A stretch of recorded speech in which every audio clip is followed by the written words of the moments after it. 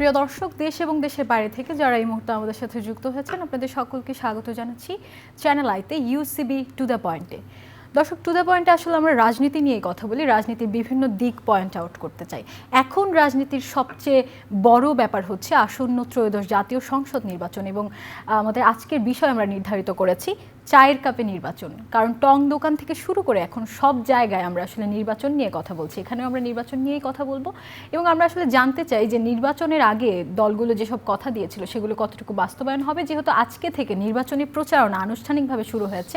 বিএনপির চেয়ারম্যান তারেক রহমান আজকে সিলেট থেকে শুরু করে আরও অনেকগুলো জেলায় সফর করছেন এবং নির্বাচনী প্রচারণা চালাচ্ছেন। সেইভাবে শুরু হয়ে গিয়েছে জামায়াত এবং এনসিপির নির্বাচনী প্রচারণা। এই প্রচারণা কেমন হবে এবং প্রচারণার মধ্যেখানে নির্বাচনের আগে যে সহিংসতা হয় সেই সব হওয়ার কতটুকু ঝুঁকি রয়েছে, বা আমাদের নির্বাচনটি আসলে কেমন হবে, সেই সব কিছু নিয়ে কথা বলবো। উঠে আসবে আরও আনুষঙ্গিক নানা বিষয়। আমাদের সাথে আজ দুজন অতিথি আছেন টু দ্য পয়েন্টের আয়োজনে। আছেন অ্যাডভোকেট ওয়াহিদুজ্জামান দীপু, কেন্দ্রীয় নির্বাহী কমিটির সদস্য, বিএনপি। স্বাগত জানাচ্ছি, ধন্যবাদ সময় দেওয়ার জন্য। আছেন অধ্যাপক doctor M A Rashid, senior fellow, South Asian Institute of Policy and Governance. আমরা ওয়াহিদুজ্জামান দীপুকে দিয়েই শুরু করতে চাই, যেহেতু অনেকগুলো ব্যাপার নিয়ে কথা বলবো। আজকে পত্রিকায় আমি হেডলাইন দেখছিলাম যে জুলাই সনদে তো আসলে আপনারা সবগুলো দল স্বাক্ষর করেছেন, সেখানে কথা ছিল যে নারী মনোনয়ন দেওয়া হবে 5%-এর মতো, সেখানে বিএনপি মনোনয়ন দিয়েছে 3.5%, 3.5%। এখানে উপেক্ষিত হয়ে গিয়েছে এবং জামায়াতে আসলে কোনো নারী প্রার্থী নেই। আপনি এই ব্যাপারটিকে কিভাবে দেখছেন? জুলাই জাতীয় সনদে কি শর্ত দেওয়া হয়েছে, শর্তটি প্রতিপালন করতে গেলে একটা ধারাবাহিক পথ পরিক্রমার মধ্য দিয়ে জাতিকে চলতে হবে। একটা দীর্ঘদিনের অভ্যাসে যেটা গড়ে উঠেছে এই দেশের মধ্যে, তার মধ্যে আবার চলে গিয়েছে গত 17 বছর, যেখানে রাজনৈতিক কোনো চর্চা ছিল না, নির্বাচন ছিল না, মনোনয়ন কি প্রক্রিয়া হবে এর কোনো ধারণা ছিল না, কোনো আলোচনাও ছিল না। সেই সময়টাকে পার করে এসে নতুন একটি বন্দোবস্তের মধ্য দিয়ে বাংলাদেশে একটা নির্বাচন অনুষ্ঠিত হতে যাচ্ছে। সর্বপ্রথম আমরা এভাবে ভাবতে চাই, চলমান অন্তর্বর্তী সরকার তাদের দায়িত্বে যে নির্বাচনটি পরিচালনা করছেন, এই নির্বাচনটি আমরা আশা করছি 26শে ফেব্রুয়ারি 12 তারিখে অত্যন্ত সুন্দরভাবে সম্পন্ন হবে। এটি আমাদের কাছে এখন প্রথম প্রত্যাশা। এই প্রত্যাশার সাথে সংযুক্ত বেশ কিছু কমিটমেন্ট পলিটিক্যাল পার্টিগুলোর ছিল, দেশের জনগণের আশা ছিল। সেই আশার সাথে নারীদের প্রতিনিধিত্বের জন্য সংসদে তাদের যে পরিমাণ নির্ধারণের কথা, এই বিষয়টিতে যেহেতু দীর্ঘদিন ধরে একটি অনভ্যাস প্রচলিত হয়ে আছে, সেই অনভ্যাসকে কাটিয়ে উঠে উপযুক্ত প্রার্থী, রাজনৈতিকভাবে প্রশিক্ষিত প্রার্থী একটি দলের মধ্যে নিজের অবস্থান তৈরি করে জাতীয় একটি নির্বাচনে অংশগ্রহণ করে সেই নির্বাচনে, এই জাতীয় একটি প্রতিযোগিতামূলক নির্বাচনে জয়লাভ করার মতো প্রার্থী সব দলে না থাকারই কথা। এবং এর পরিমাণগত দিক থেকে এটি যেমন কম, একই সময়ে বিএনপির মতো একটি বিশাল রাজনৈতিক দলগুলোয় পুরুষ সদস্য এত বেশি সংখ্যক প্রার্থী হওয়ার মতো যোগ্যতম জায়গায় চলে গিয়েছিল, যাদের মধ্যে আপনারা নিশ্চয়ই খেয়াল করেছেন মনোনয়ন নিয়ে এক একটি জায়গায়, এক একটি নির্বাচনী এলাকায় একদম গড়পড়তা সব মনোনয়ন 5 জন করে প্রার্থী আছে। এরকম জি, নারীরা কি তাহলে যোগ্যতায় পিছিয়ে আছে? যোগ্যতায় পিছিয়ে থাকার কথাটিকে আমি বলি নাই। পরিবেশগত কারণে নারীদের যোগ্যতা থাকা সত্ত্বেও সেই যোগ্যতাটাকে পরিস্ফুটিত করে মানুষের সঙ্গে এসে একটি রাজনৈতিক আবহাওয়ার মধ্যে নিজেকে খাপ খেয়ে নেওয়ার যে পরিবেশ, এই পরিবেশ না থাকাটাই আমি দায়ী করেছি। এবং যার জন্য তারা সেই অবস্থানে যেতে পারেননি, যে অবস্থানে তাকে আজকে এই জাতীয় পরিবেশের মধ্যে একটি নির্বাচনে প্রার্থী হওয়ার জন্য নিজের অবস্থানকে শক্তিশালীভাবে দাঁড় করাতে পারেন। আমি মনে করি এটি উদ্দেশ্যমূলকভাবে জামাত যেমন একজন প্রার্থীও দেয়নি, এটি আদর্শিকভাবে জামাত যেমন, আমি যদি নারী বিদ্বেষী শব্দটি ব্যবহার করি, তারা ভালোভাবে নেবেন কি নেবেন না আমি জানি না, তবে সে তুলনায় বিএনপি তো কিছুটা করতে পেরেছে, যতটুকু বিএনপি উদার রাজনৈতিক দল হিসেবে রশিদের কাছে শুনি। আপনার কাছে আসলে কি মনে হয়, জামায়াত কেন একজনও নারী প্রার্থীকে মনোনয়ন দেননি? জামায়াত আসলে কি মনে করছে? এখন জুলাই সনদে আমি স্বাক্ষর করলাম, নির্বাচনের আগেই যদি একটি দল কথা না রাখে, তাহলে নির্বাচনের পরে সেটির কি হবে? বাংলাদেশে নারীরা পিছিয়ে নাই, যোগ্যতা দিক দিয়ে অংশগ্রহণে পিছিয়ে আছে। বাংলাদেশের মতো একটা লিবারাল রাষ্ট্রে আমাদের দেখেন বিগত প্রধানমন্ত্রী পোস্টে, বিভিন্ন পোস্টে নারীরাই এগিয়ে ছিল। তার মানে বাংলাদেশ এসব দিক দিয়ে বিশ্বের অনুকরণীয়। বিশ্বের অনেক দেশেই নারীরা, আমেরিকাতে, ইউরোপে দেখবেন নারীদের অবস্থান বাংলাদেশ চেয়ে অনেক দুর্বল। বাংলাদেশে দ্বিতীয় যে প্রশ্নটা আপনি করেছেন যে জামাতের আর বিএনপির, যেহেতু আমি মনে করি যে নারীরা যোগ্যতার দিক দিয়ে পিছিয়ে নেই, অংশগ্রহণে পিছিয়ে আছে, হয়তো এটা জামাতেই ভালো বলতে পারবে, যে জামাতে নারীদের পার্টিসিপেশনটা আমরা দেখি সাংঘাতিক, কারণ ঘরে ঘরে নারীরা যাচ্ছে, জামাতের ব্যাপারে ভোট চাচ্ছে বা জামাতের এজেন্ডা, আমরা জামাতে প্রার্থী নিয়ে কথা বলছি, সেখানে আসতেছি। তো হইতে পারে যে নারীরা ওখানে অংশগ্রহণ করতে চায় না, চায় তারা না, হয়তো অবশ্যই চায় না, তারা যোগ্যতা তাদের দেখাচ্ছে, তারা পার্টিসিপেট করছে, কন্ট্রিবিউশন করছে, এবং যদি দেখেন যে নারীরা আসলে বেশি এগিয়ে আছে জামাতের প্রচারণায়। আমি এই বিশ্ববিদ্যালয়ের কথা যদি ধরি, যে নারীরা বিশ্ববিদ্যালয়গুলোতে এই যে ভূমিধস শিবিরের বিজয়, এটাতে নারীদের ভূমিকা বেশি ছিল। সেখানে তো নারী নেত্রীও ছিল, কিন্তু এখন জাতীয় সংসদ নির্বাচনে আমাদের নারী নেত্রী নেই। ওই যে তারাই বলতে পারে যে নারীরা হয়তো, আমি এই জন্য বললাম যে তারা তো অংশগ্রহণ করতে চায় না, কিন্তু পার্টিসিপেট করবে না। এটা তাহলে কি জামায়াত কি নারীদেরকে পর্দার আড়ালে রেখেই রাজনীতি করবে? এটা তো মনে হয় না, কারণ যদি বিশ্ববিদ্যালয় সবগুলো, যেখানে জামাত শিবির তো জামাতেরই একটা অংশই, তাই না? তো সেখানে শিবিরের যে নারীদের সাপোর্ট, এবং আপনি দেখবেন যে যারা ইসলামে প্র্যাকটিসিং না তারাও শিবিরকে সাপোর্ট করেছে বিশ্ববিদ্যালয়গুলোতে, শিক্ষিত মেয়েরা। তো তারা চায় যে একটা আদর্শিক পরিবর্তন আসুক, সামাজিক একটা ভারসাম্য আসুক, এবং নারীদেরকে সামাজিক ভারসাম্য আমি কিভাবে জানি না আসবে? আমাদের দেশে নারীদের কেন বারবার বলা অংশগ্রহণ হয় ছাড়া? এটা, নারীরা যখন ধার্মিক থাকে আমি মনে হয় তাদের কোনো দিক দিয়ে কোনো রাইট তাদের বাদ যায় না। এটা একটা প্রচারণা, এটা আমাদের ইসলাম বিদ্বেষী। তবে আপনি একজন ইউনিভার্সিটির শিক্ষক, এবং এই জন্য আমি কিছুদিন কথা ধরে বলতে একটি পারতেছি। ইউনিভার্সিটির নিয়েও কিন্তু কথা হচ্ছে, একটি আন্দোলন হচ্ছে, যেখানে আসলে নিকাব বা মুখ দেখানোর জন্য যে ইস্যুটি ঘটেছে সেটি নিয়েও এখন প্রচুর চর্চা হচ্ছে। এটি নিয়ে আপনি কি জি জি জি, বলবেন? আপনি দেখবেন কোনো নারী যদি নেকাব করে, তাকে যদি জিজ্ঞেস করেন, সে বলবে যে এটা আমার বিলিফ থেকে আমি করি, আমার বিশ্বাস থেকে করি, এটা আমার সম্মান, প্রাইড। কিন্তু এটাকে একটা কুচক্রী মহল দেখাতে চাচ্ছে যে এটা তাকে চাপিয়ে দেওয়া হয়েছে, এটা তাকে কোনো বৈষম্যের ভিতরে তাকে আনা হয়েছে। এটা সম্পূর্ণ একটা ষড়যন্ত্র, এবং এটা বাইরের থেকে আসা ষড়যন্ত্র। আমাদের তবে দেশে ইসলামে তো আসলে আমার মুখটুকু দেখানোর মতো অধিকার রয়েছে, বা সেটি আসলে পাপ বা গুনার পর্যায়ে পড়ে না। আমি তো মুফতি না, আমি এই ব্যাপারে এইভাবে বলতে পারবো না। না, আমি আপনাকে শিক্ষক হিসেবে জিজ্ঞেস করছি। আপনি তো আসলে শিক্ষক হিসেবে আমি যতখানি জানি, আপনি পরীক্ষার জন্য, যে আমি আসলে পরীক্ষা দিচ্ছি কিনা, আপনার সেই ছাত্রীটি পরীক্ষা দিচ্ছে কিনা, সেটির জন্য কিন্তু আপনি তার মুখমণ্ডল পরিদর্শন করতে পারেন, এবং সেটি যদি নারী শিক্ষক হয় তাহলে তো সেখানে হতে পারে। এখন আপনার কাছে কি মনে হয় যে আসলে এই ব্যাপারটিকে ইস্যু বানিয়ে শিক্ষার্থীরা আন্দোলনের চেষ্টা করছে, নাকি শিক্ষকই সেটাকে ইস্যু বানাচ্ছে? এটা আমি বলবো যে শিক্ষাও চাচ্ছে না, নারীরাও চাচ্ছে না। এইটা আন্দোলনটা আমাদেরকে, এই যে যেহেতু আমাদের শত্রু রাষ্ট্র অথবা শত্রু রাষ্ট্রের যে আওয়ামী ফ্যাসিস্ট, তারা চাচ্ছে ইসলাম বিদ্বেষী হওয়ার কারণে তারা মনে করতেছে যে এখন জামাত ইসলামী সামনে এগিয়ে যাচ্ছে, তার মানে এখানে ইসলামিস্টদেরকে উত্থান হচ্ছে, তাই উত্থান ঠেকানোর জন্য এইসব মিথ্যা প্রচারণা তারা চালাচ্ছে।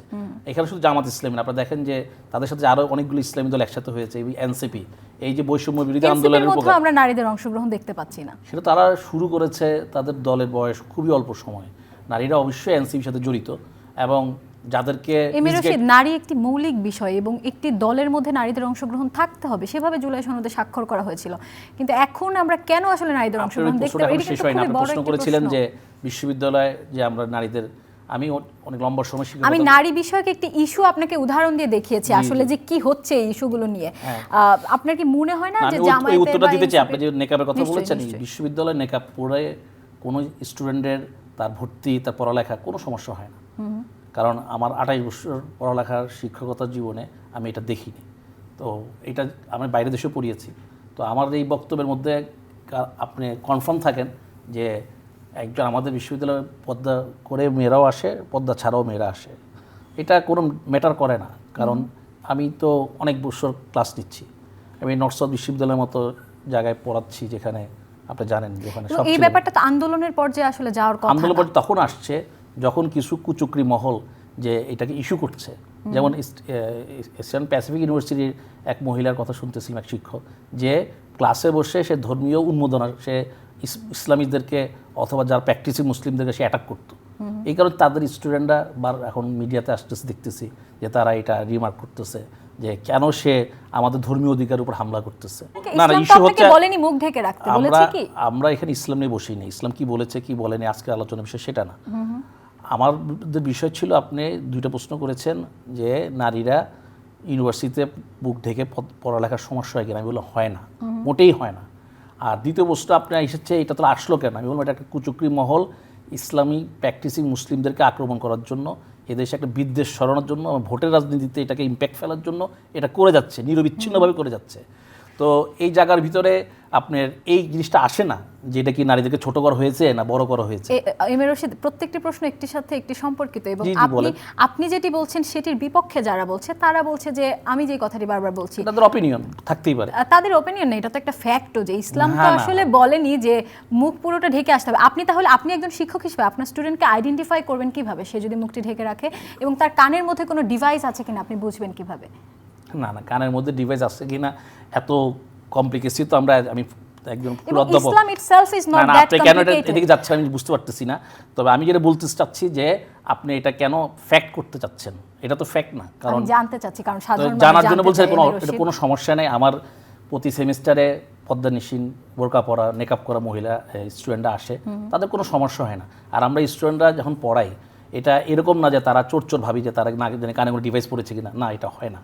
এটা কোনো ইউনিভার্সিটিতে, আমার অনেকগুলো ইউনিভার্সিটিতে পড়ানো অভিজ্ঞতা আছে, এটা আমি দেখিনি শুনি নাই। আমি এখন যা শুনতেছি আপনি এটা আপনার কাছে একটা প্রচারণার অংশ হিসেবে আপনার কাছে এসেছে। কেউ এবং যদি মুখ আমরাও তো ঢাকতে আসলে চায়, চাই না, আমি কারণ বলছি আপনাকে ব্যক্তিগত অ্যান্সার দিচ্ছি, বিশ্বাসের জন্য আমি কারো অ্যান্সার উপর দিচ্ছি। কোনো কেউ আক্রমণ যদি মুখ ঢাকতে চায় সে থাকতে পারে, কেউ যদি মুখ খুলে রাখতে চায় তার বিষয় সে খুলে রাখতে পারে। কারণ এখানে ডিফারেন্ট অপিনিয়ন আছে। অনেক স্কলার মানে যারা আমরা মুস্তাহিদ বলি তাদের মধ্যে মতভেদ আছে, মতভেদটাও ইসলামে অ্যাপ্রুভ। যদি এক এক স্কলার যদি এক একটা এই মুখ ঢাকা বা না ঢাকা যেটা প্রশ্ন করছে যদি মতভেদ থেকে থাকে, এটা ইসলামে অ্যাপ্রুভ করে। এটা একটা আল্লাহ বলছেন, এটা একটা রহমত স্বরূপ যে স্কলাররা মতভেদ করবে, এটা তো বড় বিষয় না। বড় বিষয় হলো যে সে আল্লাহর হুকুম পদ্মাটা মানছে কিনা। তো এটা আর মুফতিরা এটা আরও সুন্দর করে বলতে পারবেন।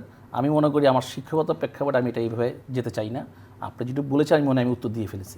এবং আপনি যে বলছেন কেন এই কথাটি আনছি, যখন একটি ব্যাপার আন্দোলনের পর্যায়ে চলে যায় এবং সেটার জন্য একটি ইউনিভার্সিটির ক্লাস বন্ধ হয়ে যাওয়ার উপক্রম হয়, সেটা কিন্তু রাজনৈতিক হয়ে যায়। তাহলে আমি আবার মনে করে দিচ্ছি, ইনোসেন্ট প্লিজ ব্যাপার আমি থাকে এটা না। বলি। তাহলে আপনি কিন্তু খেয়াল, আমি বলেছি যে এটা আন্দোলনটা হচ্ছে কারণ ওই শিক্ষিকা ইসলাম ধর্মের উপরে, ইসলাম আদর্শের উপরে সে আক্রমণাত্মক অ্যাটিটিউড করেছে। যেমন এখানে আমি আসতেছিলাম তখন আপনি ফরচুনেটলি আমি ওই ফেসবুকে দেখতেছিলাম যে ওই আজকে একটা সাংবাদিক সম্মেলন হচ্ছে যে স্ট্যামফোর্ড ইউনিভার্সিটিতে ওই টিচার কী করেছে। তখন অনেকগুলা স্টুডেন্টের আমি ন্যারেটিভ দেখতেছিলাম যে তারা বলতেছিল যে আমাকে এই পদ্মার জন্য আক্রমণ করেছে, আমাকে পড়া আসে এসে পদ্মা নিয়ে ইসলাম নারীকে ঠকিয়েছে, এই ধরনের বিভিন্ন ব্যঙ্গাত্মক। এটা না, তো ইসলাম বিদ্বেষ আমরা আশা করি না কারোর রাইট। কাছ থেকে। তাহলে এটা ছিল আপনার যেটা প্রশ্ন, এটা ছিল এইটার অংশ। কিন্তু এটা আপনি কে মুখে ঢাকবে কে ঢাকবে না এটা নিয়ে ব্যক্তিগত বিষয়। এটা কারো ইয়ে না। আপনি ঢাকতে পারেন নাও ঢাকতে পারেন, সেটা আপনার ব্যক্তিগত বিষয়। আপনি ধর্মের কতটুকু পালন করবেন এটা তো আপনাকে কেউ চাপিয়ে দেবে না। ইসলাম তো চাপিয়ে দেয় না, তাই না?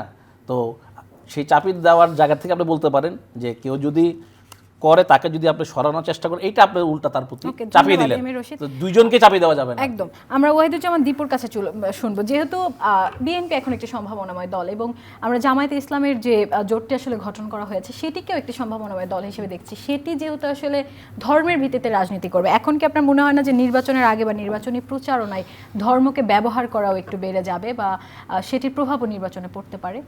প্রভাব কতটুকু পড়বে এটা জনগণের গ্রহণ করার বিষয়। তবে প্রচেষ্টা যে নেওয়া হচ্ছে এ ব্যাপারে কোনো সন্দেহ নাই। একটি রাজনৈতিক দল নিঃসন্দেহে তারা ধর্মটাকে আগে নিয়ে আসছে। নাম যেহেতু ধর্মীয়, জামাতে ইসলামী, তো ইসলামী যখন হয় তখন ওই ইসলাম ভিত্তিক রাজনৈতিক কথা বলা, যেমন এখানে একটু আগে যে বিষয়গুলো নিয়ে আলোচনা হচ্ছিল, ধর্মীয় লেবাসে আমি নেকাব করব কি করব না, আমি কতটুকু পর্দা করব কতটুকু পর্দা করব না, এ ব্যাপারেও ধর্ম কিন্তু ব্যাখ্যা দিয়ে রেখেছে। এখন সামগ্রিক মুখমণ্ডল ঢেকে একদম নিজেকে অন্ধকারের মধ্যে রাখতে হবে এই শর্ত কোথাও দেওয়া নেই। আবার দেখা যায় যে একদম নিজেকে উন্মুক্ত করে দিয়ে চলাফেরা করছি, এটাও সভ্য সমাজ বা কোনো ধর্মই কাউকে এই অনুমতি দিয়েছে এরকম দেখা যায় না। তাহলে বিষয়টা নির্ভর করে একজন মানুষের মননশীলতার উপরে, একজন মানুষের নিজস্ব চিন্তা চেতনা ধ্যান ধারণার উপরে। আমি কতটুকু নিজেকে পর্দার আড়ালে রাখবো সেটা নির্ভর করবে আমার শিক্ষা, আমার পরিমার্জিত নিজেকে প্রকাশ করার যে ইচ্ছা তার উপরে। এটা নির্ভর করবে সমাজ ব্যবস্থার উপরে, এটা নির্ভর করবে আমার পারিবারিক একটি আদর্শের উপরে। অবশ্যই সেখানে ধর্মীয় একটি প্রভাব, নীতি নৈতিকতার প্রভাব অবশ্যই থাকতে হবে এবং তা থাকা উচিত। আমরা যে প্রসঙ্গ নিয়ে এখন কথা বলতে চাই সেটি হলো বাংলাদেশে জাতীয় নির্বাচন নিয়ে একটি উত্তাল অবস্থা এখন তৈরি হয়েছে। আর মাত্র 20 দিনের মধ্যেই 12 তারিখে নির্বাচনের ফলাফল অবস্থাটা কোন দিকে হয়ে যাবে? কোন আমরা দিকে ধরে যাচ্ছে? নিয়েছি জনগণের যে পারসেপশন, আমরা কতগুলো উদাহরণ দিতে পারি। যেমন আমরা একটা রাজনৈতিক দল করি, বাংলাদেশ জাতীয়তাবাদী দল বিএনপি। এই বিএনপির প্রধান ছিলেন একসময় শহীদ রাষ্ট্রপতি জিয়াউর রহমান, যিনি এই দলটাকে সৃষ্টি করেছেন। তার একটি জনপ্রিয়তা ছিল এই দেশের একদম নিম্ন স্তরের খেটে খাওয়া মানুষ থেকে উচ্চ স্তর পর্যন্ত শহীদ রাষ্ট্রপতি জিয়াউর রহমানকে এখন পর্যন্ত আদর্শিক নেতা হিসেবে তাদের মানসপটে তুলে রেখেছে। সেই রাজনৈতিক দলটি তার ধারাবাহিকতা নিয়ে বেগম খালেদা জিয়ার নেতৃত্বে এমন একটা জায়গায় এসে দাঁড়ালো, আপনি একটা উদাহরণ সামনে আনতে পারেন। একটি মনস্তাত্ত্বিক দিক আছে, আধ্যাত্মিক দিক আছে এবং মানুষের মধ্যে একটা মারাত্মক প্রভাব বিস্তার করে। বেগম খালেদা জিয়া কয়েকদিন আগে মৃত্যুবরণ করেছেন। তার মৃত্যুর সাথে সাথে গোটা বাংলাদেশ সহ গোটা বিশ্ব যেভাবে একটি শোকাবহ পরিস্থিতির সৃষ্টি হয়েছিল, ইতিহাস ঘেঁটে দেখা যায় কোনো মহিলা যিনি রাজনৈতিক অঙ্গনে ছিলেন বা ছিলেন না, তাকে ঘিরে এত মানুষের শোকাশ্রয়ের আগে কোনো দিন প্রবাহিত হয়েছে এর কোনো নজির নেই। তার জানাজায় মনে হচ্ছিল ঢাকা শহর একটি জানাজার শহরে পরিণত হয়েছে। আমরা জানা যায় যে এর শেষ কোথায় আর শুরু কোথায় খুঁজে পাইনি। সর্বস্তরের মানুষ সেখানে গিয়েছিল। অনেকে প্রশ্ন করতে পারে যে যারা গিয়েছিলেন তারা সবাই কি বিএনপির লোক? আমি এই কথা কখনোই দাবি করব না। তিনি আসলে সকলের কাছে গ্রহণযোগ্য হয়ে উঠেছিলেন। তারা সবাই বিএনপির লোক নয়। যেমন দীপু, এখন তো অনেক দল বা অনেকেই বলছে যে বিএনপি সেই জিয়াউর রহমানের আদর্শিক রাজনীতি থেকে সরে এসেছে। বিএনপি আদর্শিক রাজনীতির জায়গা থেকে কোথায় কোথায় সরেছে, এটা যারা এই বিতর্কগুলো তারা করেন তারা বলতে পারবেন। তবে এই রাজনৈতিক দলগুলোর মধ্যে একটা উথাল পাথাল অবস্থা গিয়েছে গত 15-16-17 বছর। বেগম খালেদা জিয়া কারান্তরীণ, তারেক রহমান এই দেশে নেই। একটি দলকে ওইভাবে ধরে রেখে সাজিয়ে গুছিয়ে উঠিয়ে নিয়ে এসে আজকে পর্যন্ত বাংলাদেশের রাজনীতিতে সর্বাপেক্ষা প্রতিদ্বন্দ্বিতাকারী দল হিসাবে প্রতিষ্ঠিত করে রাখা, এটাই তো জিয়া রহমানের আদর্শের মূল প্রকাশ। জিয়া রহমানের আদর্শের জায়গায় যদি এই দল না থাকতো তাহলে অনেক আগেই এ দল ভেঙে টুকরো টুকরো হয়ে যেত। আমি বিশ্বাস করি আদর্শিক জায়গাগুলো প্রয়োগের ক্ষেত্রে কোথাও কোথাও ব্যত্যয় হতে পারে। সে ব্যর্থটি আদর্শ থেকে সরে যাওয়া নয়, এটি বারবার শানিত হয়েছে বেগম খালেদা জিয়ার হাত ধরে। আজকে আমাদের প্রিয় নেতা তারেক রহমানের কাছে সেটি যখন দেশে এসে পৌঁছালেন, আপনি দেখেছেন মানুষের কি ঢল, তাকে শুধুমাত্র গ্রহণ করার জন্য, এক নজর দেখার জন্য, তার কথা শোনার জন্য লাখ লাখ মানুষ। একদম আপনারা ইসিকে নিয়ে অভিযোগ করেছেন এবং অন্যান্য অনেক দলগুলো আসলে করেছে যে নির্বাচন কমিশন আসলে সেই লেভেল প্লেইং ফিল্ডটা রাখছে না। এখন নির্বাচনকে ঘিরে যে সহিংসতা তৈরি হবে বা নির্বাচনী প্রচারণা যা তৈরি হতে পারবে, সেটি সামলাতে আমাদের অন্তর্বর্তীকালীন সরকার বা আইন শৃঙ্খলা পরিস্থিতি কতটুকু সফলভাবে কাজ করতে পারবে, এবং আপনারা আসলে নির্বাচন কমিশনের উপর যেহেতু ভরসা রাখতে পারছেন না বা অভিযোগ তুলছেন, নির্বাচন পরবর্তী ফলাফলের উপর কি আপনারা খুশি হতে পারবেন? বিএনপির সর্বোচ্চ পর্যায় থেকে এ পর্যন্ত যে কথা বলা হয়েছে তাতে নির্বাচন কমিশনের উপরে এবং অন্তর্বর্তী সরকারের উপরে কোনো ভরসা রাখতে পারছে না বিএনপি, একথা বলেনি। বিএনপি বলেছে আমরা আশা রাখতে চাই। ইয়েস, কিছু কিছু বিষয়ের উপর অভিযোগ করা হয়েছে।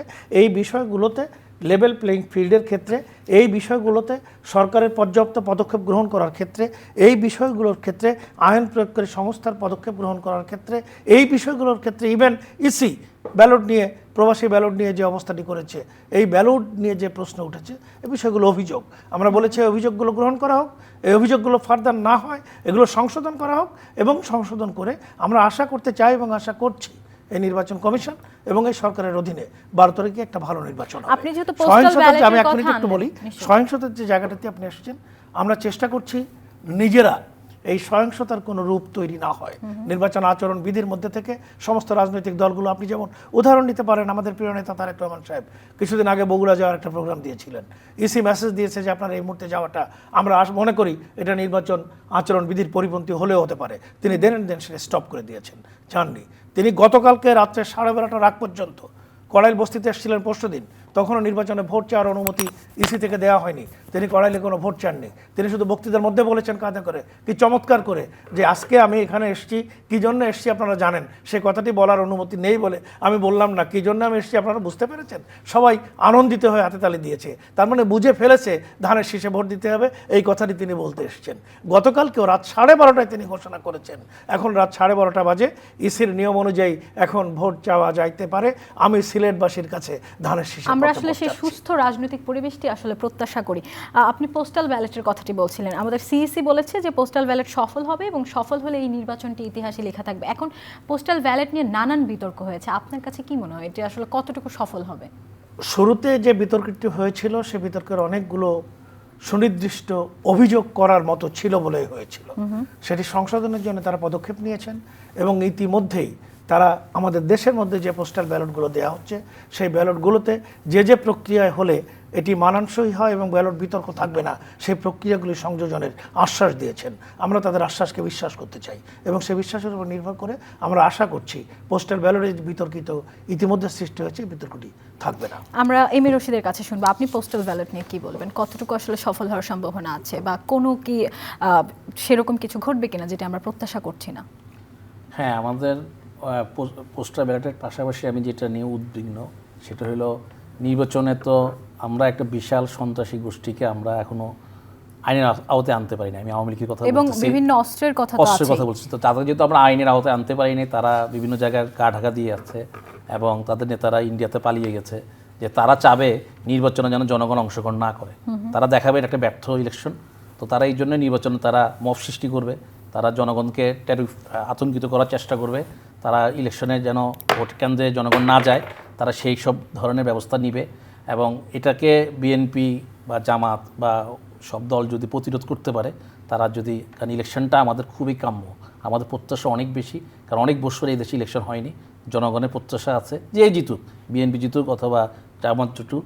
আমরা যেহেতু বিএনপিও আমাদেরকে ফেলে দেওয়ার মতো না, এটা জিয়াউর রহমানের দল, এটা খালেদা জিয়ার, শহীদ জিয়ার দল এবং খালেদা জিয়া আপসী নেতৃত্বের দল, এবং জামাত এখন স্বাধীনতার পক্ষের একটা বিরাট শক্তি হয়ে দাঁড়িয়েছে এবং লম্বা সময় জামাত বিএনপি একসাথে রাজনীতি করেছে। এবং খালেদা জিয়া যেহেতু এই দুনিয়া থেকে চলে গেছে, এটা আমাদের বিরাট লস হয়েছে, কারণ খালেদা জিয়ার রাজনীতি এদেশের মানুষ বা জিয়া রহমানের রাজনীতি এদেশের মানুষ খুবই এমব্রেস করেছিল বা নিয়েছিল। এখন তাদের শূন্যতা তারেক জিয়া যদি সেটা পূরণ করতে পারে, যদি জিয়া রহমানের কাছাকাছিও যেতে পারে, খালেদা জিয়ার মতো রাজনীতি করতে পারে, তাহলে আমি মনে করি যে আমাদের এই সহিংসতা হবে না। আর জামাতের সাথে বা ইসলামী দলগুলো বা এনসিপির সাথে দূরত্ব তৈরি না করে দেশকে কেমন এগিয়ে নেওয়া যায়, এটা আমাদের প্রত্যাশা। আমাদের শত্রুরা চাবে যে বিএনপির সাথে জামাতের সংঘর্ষ লাগিয়ে দিতে। জনগণের প্রত্যাশা, রাজনৈতিক দল আসলে কি চায়, তাদের প্রত্যাশা কি? তারা কি একসাথে রাজনৈতিক দল জনগণের প্রত্যাশা নিয়ে কাজ করে। আমি তারেক জিয়ার কাছে আমার প্রত্যাশা বা জামাতের সাথে যে তারা আগে যেমন মিলেমিশে রাজনীতি করে তারা একটা দেশের পক্ষের অবস্থান নিয়েছিল, তারা এখনো, তারা যেই জিতুক সরকার, তারা একসাথে মিলেমিশে জনগণের একটা আলোচনা আছে যে জনগণ চায় দেশ এগিয়ে যাক। জনগণ চায় না যে আমরা কাবড়াকাবড়ি করি, মারামারি করি। জনগণ চায় আমার শিক্ষা ব্যবস্থা বিশ্বমান হয়েছে কিনা, আমার চিকিৎসা ব্যবস্থা বিশ্বমান হয়েছে কিনা, আমার নাগরিক সুবিধা আমি পাচ্ছি কিনা, আমার দেশে অর্থনীতি এগিয়ে যাচ্ছে কিনা। যদি এরা যদি একসাথে কাজ না করে, এরা যদি, আমি মনে করি এটা বহিঃশত্রুর ষড়যন্ত্র থাকবে, তারা যদি বুঝতে পারে তারা একসাথে কাজ করবে, তারা একসাথে যদি কাজ করে তাহলে আমার দেশ অনেক দূরে এগিয়ে যাবে। আমরা আর পিছিয়ে থাকতে চাই না। হ্যাঁ, যা কিছু হবে সবই যদি আমরা বহিঃশত্রুর উপর চাপিয়ে দিই, এই কারণে আমরা তো শহীদ জিয়ার দলকে আমরা বা এই আদর্শবাদী যারা চাঁদাবাজি করে না এরকম কোনো গোষ্ঠীকে যারা অলরেডি জনপ্রিয় তাদেরকে আমরা আগে থেকে শত্রু ভাবতে চাই না। আমরা শত্রু ভাবতে চাই, ঠিক আছে, হ্যাঁ ঠিক বলছেন, কিন্তু আওয়ামী লীগ আমাদের দেশের শত্রু, জাতির শত্রু, দেশের সভরেন্টি শত্রু। সেই আওয়ামী লীগকে এখনো নিষিদ্ধ করা হয় নাই। সেই আওয়ামী লীগের রাজনীতি এখন ভয় পাচ্ছি আমরা যে তারা আবার এসে আমাদের হত্যা করবে। আওয়ামী লীগ আবার এসে এদেশে র্যাব দিয়ে, এদেশের আয়নাঘর দিয়ে আবার তারা আমাদেরকে হত্যা করবে, আর আবার আমাদেরকে তারা থামিয়ে দিবে। আমরা সেই সাথে সেটিও চাই যে দেশের স্বাধীনতার বিপক্ষে যেই দাঁড়াবে তাকেও যেন আমরা প্রশ্ন করতে পারি, অ্যাকাউন্টেবল করতে পারি। অবশ্যই। আপনাকে এই জন্য আমি একটা প্রস্তাব রাখতে, আমরা আমাদের নাগরিক হিসেবে প্রত্যাশা যে বিএনপি এবং জামাত তারা ফরেন পলিসির ব্যাপারে তারা এই নির্বাচনের আগে তারা ক্লিয়ার করবে যে তারা বাংলাদেশের সভরেন্টি কোনভাবে দেখতে চায়। তারা বাংলাদেশের যে পানি ভারত কেড়ে নিয়েছে সেই পানি কি তারা আন্তর্জাতিক আদালতে নিয়ে আসতে চায়, তারা কি ফালানি বিচার চায়, তারা কি ভারত যা অন্যায়ভাবে আমাদের কাঁটাতার বেড়া দিয়ে আমাদেরকে নিপীড়ন করছে এবং আমাদের বর্ডারে জনগণকে হত্যা করছে, তারা কি এগুলোর ব্যাপারে যারা বিচার করবে? আমরা নির্বাচনী ইশতেহারের অপেক্ষায় আছি, আমরা নির্বাচনী ইশতেহারের অপেক্ষায় আছি। আমরা আরো দেখতে চাই যে আমাদের এখানে ঘাপটি মেরে থাকা দেশের বিরুদ্ধে ষড়যন্ত্রকারী যারা এই জিয়া হত্যার সাথে যারা জড়িত, বা যারা তারেক রহমান যেই কারণে বাংলাদেশ থেকে চলে যেতে হয়েছে, কেন সে বাংলাদেশ থেকে চলে গেছে, কারাও তাকে এই ধরনের নিপীড়ন করেছে, কারা শহীদ জিয়ার পরিবারকে নিপীড়ন করেছে, কেন কোকর এই ধরনের মৃত্যু হয়েছে, খালেদা জিয়া কেন আমাদের এই বিচার পায়নি, তাকে কেন এই মিথ্যা মামলায় তাকে, এইগুলো বিচার আমরা চাই। এগুলো পিছিয়ে কারা জড়িত সেটা তারেক রহমানের কাছে আমাদের প্রত্যাশা। তারা যেন, উনি যেন শহীদ জিয়া রক্তকে এই দেশে যারা শহীদ জিয়া রক্তপাত ঘটিয়েছে, যারা খালেদা জিয়াকে জেলে রেখেছে, তাদেরকে খুঁজে বের করে আইনের আওতায় আনতে। এবং এটার সাথে যদি এই যে বিডিআর ঘটনা, এটার সাথে এখন প্রমাণিত হয়েছে ভারত জড়িত। এই বিডিআর ঘটনার জন্য আমাদের আন্তর্জাতিক আদালতে যাওয়া দরকার, ভারতকে সন্ত্রাসী রাষ্ট্র হিসেবে ঘোষণা করা দরকার। ভারত আমাদের সন্ত্রাসী কার্যক্রম করে আমাদের রাজনীতিকে দ্বিধাবিভক্ত করে রেখেছে। এবং আমরা আশা করি যে, আমি বিভক্তি রাজনীতি পছন্দ করি না, আমি একজন শিক্ষক হিসেবে বলবো, আমি চাই বিএনপি এবং এই 11 দল তারা ঐক্যবদ্ধভাবে দেশকে এগিয়ে নিয়ে যাবে। অনেক ধন্যবাদ আমরা আপনাকে শহীদ এম এ জিয়ার রশিদ। দলকে আমরা আমরা ভারতের আধিপত্য চাই না, সেই সাথে যেন আমরা পাকিস্তানের দিকে একটু ঝুঁকে না পড়ি সেদিকেও খেয়াল এখানে রাখবো। প্রিয় পাকিস্তান দর্শক, অপসংখ্য। আপনাদেরকে অনেক ধন্যবাদ যারা ইউসিবি টু দ্য পয়েন্টের আয়োজনে তখন আমাদের সাথে ছিলেন। এবং আমরা আসলে যেটি নিয়ে কথা বলছিলাম, আমরা নতুন দলের কাছে আসলে কি আশা করি, সেগুলো নির্বাচনী ইশতেহার যখন আমাদের সামনে আসবে তখন স্পষ্ট হয়ে উঠবে। এবং আমরা আশা করছি যে সকল রাজনৈতিক দল তারা আমাদের জন্য আসলে কি কি করবে সে সব কিছুই আমাদের সামনে পরিচ্ছন্ন করবে এবং আমরা একটি সুন্দর বাংলাদেশের দিকে এগিয়ে যাব। এটি আমাদের প্রত্যাশা, সবসময়ের প্রত্যাশা। সেটি রেখেই ইউসিবি টু দ্য পয়েন্টের আয়োজন থেকে বিদায় নিচ্ছি।